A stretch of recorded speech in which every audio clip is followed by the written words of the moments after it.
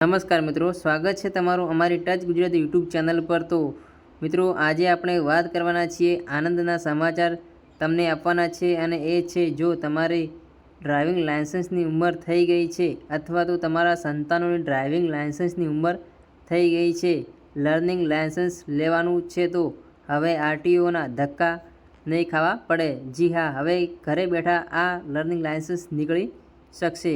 એક વ્યવસ્થા એવી બનાવવામાં આવી રહી છે કે નવા લાયસન્સ માટે લર્નિંગ લાયસન્સ માટે ખાસ અહીંયા એ ભાર મૂકીને કહ્યું, લર્નિંગ લાયસન્સ માટે ઘરે બેઠા જ આરટીઓ આ વ્યવસ્થા કરી શકશે, કરી આપશે। કેવી રીતે, શું છે પ્લાનિંગ અને ક્યાંથી અમલમાં આવશે, તો એના વિશે જાણીએ।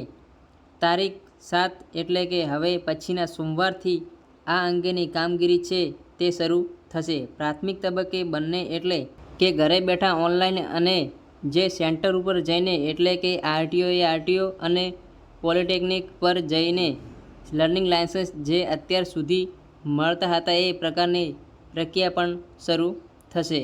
શરૂઆતમાં એક પ્રકારનું ડેમો અને લોકોને સરળતા રહે અને અન્ય કોઈ ટેકનિકલ ઇસ્યુ આવે છે કે કેમ એમ એક ચેક કરવા માટે આ સોમવારથી એની ફેસલેસ એટલે કે ઘરે બેસીને તમે આ લર્નિંગ લાયસન્સ મેળવી શકો એ પ્રકારની વ્યવસ્થા શરૂ થશે। પેરેલેસ રૂટની વ્યવસ્થા છે તે એ પણ ચાલુ થશે, એટલે કેટલો સમય અભ્યાસ કર્યા પછી જો અન્ય કોઈ ઇસ્યુ ન આવે તો કાયમી ધોરણે લઈને લર્નિંગ લાયસન્સ છે તે ઘરે બેઠા લોકોને મળી રહે એ પ્રકારની વ્યવસ્થા આ વાહન વ્યવહાર વિભાગ દ્વારા કરવામાં આવી છે। આધાર બેઝ કેવાયસી થકી કોન્ટેક્ટ બેઝ લેસ આ વ્યવસ્થા છે તે ઊભી કરવામાં આવી છે, અને વ્યક્તિ ઘરે બેસીને જ લર્નિંગ લાયસન્સ માટેની જે પરીક્ષા હોય છે એ પરીક્ષા પણ આપી શકશે, રજિસ્ટ્રેશન પણ કરી શકશે, અને એ પરીક્ષામાં પાસ થાય તો એને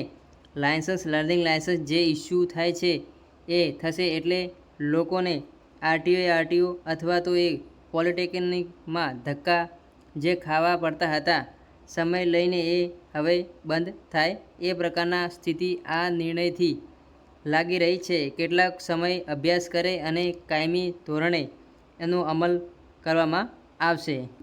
તો મિત્રો, એક ન્યૂઝ આધારે પણ આપણે થોડી ઘણી અપડેટ મેળવી લઈશું। અરજી પછી 7 દિવસ ફરજિયાત રોડ સેફ્ટી ટ્યુટોરિયલ જોવાનું રહેશે। રાજ્યભરમાં ઘરે બેઠા લર્નિંગ લાયસન્સ મેળવવાની સુવિધા સોમવારથી શરૂ થશે।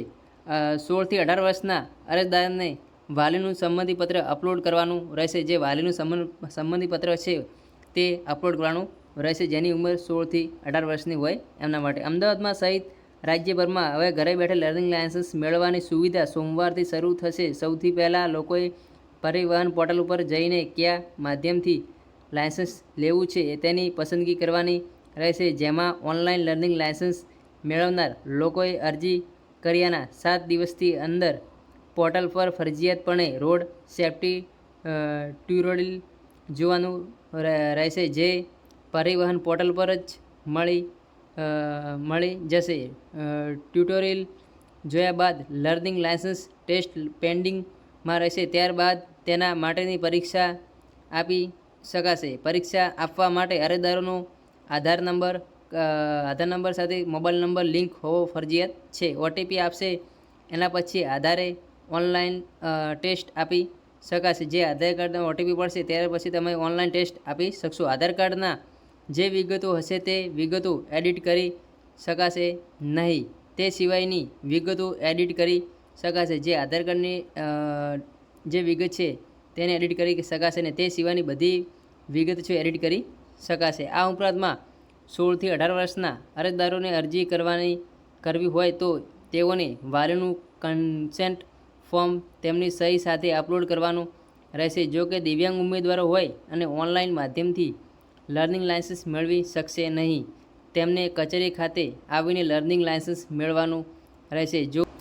જો કોઈ દિવ્યાંગ ઉમેદવારોએ સામાન્ય કેટેગરીમાં લર્નિંગ લાયસન્સ લેશે અને પછીની